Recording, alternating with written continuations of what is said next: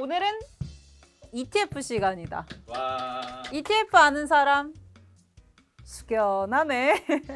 그러면 어떻게 주식은 좀 하니? 어떤 거 담고 있을까? 근데 그걸 모르겠어요. 뭘 사야 될지. 아, 이게 원래 투자 처음 시작할 때 고민 아니야? 보통 뭐 국장에서 요즘에는 삼성전자 사냐, SK하이닉스 사냐 이거 고민하시는 분들 있을 거고, 또 아니면 미장 가야 되나? 스페이스 X 사야 되나? 뭐 로켓랩 사야 되나? 뭐 이런 거 생각하시는 분들도 있을 것 같은데, 진짜 정보는 유튜브에 많은데 그래서 더 선택하기가 좀 어려운 것 같다. 선택하기도 어렵고 귀찮은 사람들을 위해서 나온 상품이 바로 ETF다.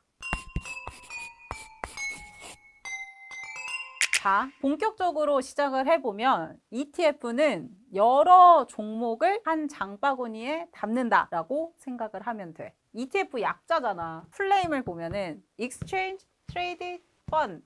그러니까 직역하면 거래소에서 거래되는 펀드인데 한국말로는 상장 지수 펀드야. 그래서 뭔가 좀 복잡하지. 펀드가 뭔지부터 우리가 이해를 해야 될 것 같은데, 나랑 너랑 쟤랑 해가지고 개모임을 한다고 생각하면 우리가 돈을 모아야 되잖아. 근데 이 모은 돈을 이제 전문가한테 맡기는 거야. 그러면 그 사람이 펀드 매니저가 되겠지. 그래서 우리 돈 좀 많이 불려주세요 이렇게 해가지고 맡기지. 근데 ETF는 좀 다른 게 주식처럼 거래를 할 수가 있어. 그 시간이 돈이잖아. 하루하루가 급한데 그거 언제 기다리고 있어. 그래서 ETF를 거래하면 손쉽게 집에서 방구석에서 할 수 있다. 그리고 하나 더 있어. 결국은 우리가 돈을 벌려고 투자를 하는 거잖아. 이 거래할 때 돈 좀 떼이는 거 알아? 그렇지? 근데 요거를 적게 떼야 좋잖아. 근데 펀드는 펀드 매니저가 매일매일 이 포트폴리오에 어떤 종목을 넣고 어떤 종목을 빼고 이거를 고민을 해야 돼. 그럼 이거 다 인건비잖아. 그러면 운용 보수가 좀 더 높겠지. 근데 ETF는 코스피, 코스닥, S&P 500, 나스닥 이런 지수를 추종해 보통. 그렇기 때문에 많이 바꿀 필요가 없겠지? 그러다 보니까 관리가 좀 더 쉽고 이런 운용 보수도 적다. 그러면 ETF가 왜 좋냐?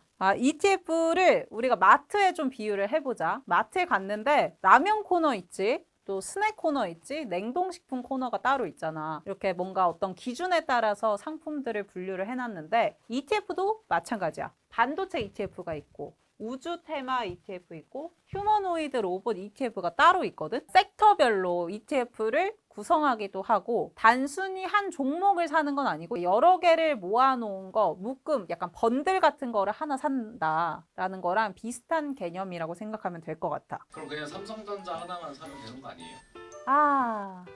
근데 지금 AI가 너무 좋아. AI 나 산업에 투자해야겠어.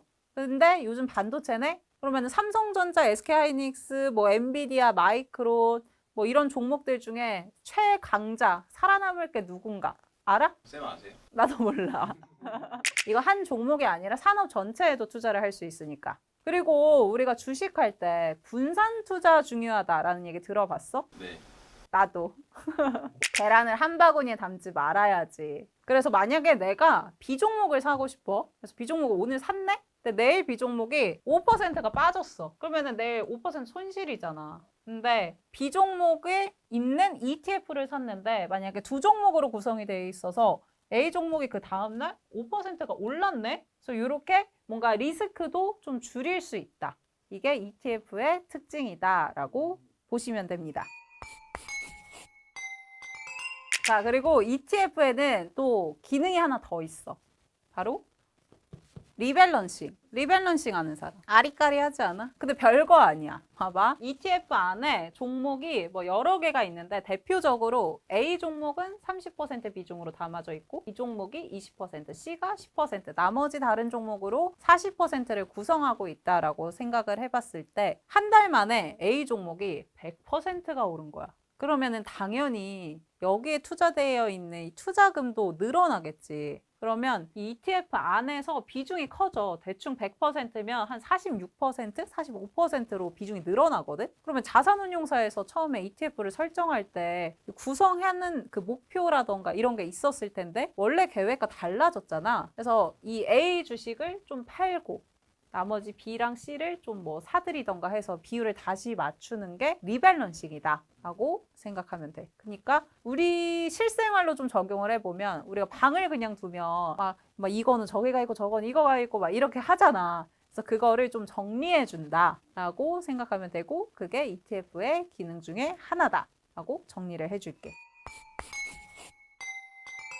그리고 ETF의 또 다른 특징은 굉장히 투명하다. 왜냐면 ETF에 있는 종목을 우리가 매일매일 확인할 수가 있어. 이제 아마 영웅문을 쓰고 계시겠죠? HTS에 0276 들어가면 ETF 종목을 매일매일 확인을 할 수가 있고 어느 만큼 비율로 구성되어 있는지도 확인할 수 있기 때문에 정보가 굉장히 투명하게 공개되어 있다. 라는 것도 장점이다 라고 우리가 생각해 볼 수가 있을 것 같고 분산 투자 가능하다. 그리고 리밸런싱을 정기적으로 진행한다. 투명하게 정보가 공개되어 있다라는 게 ETF의 특징이다. 어때? 어렵지 않지? 오늘 수업 여기서 끝! 쌤 그러면은 쌤도 ETF 사셔서 돈 많이 버셨어요? 그러면 내가 칠판을 안 지우고 있겠지?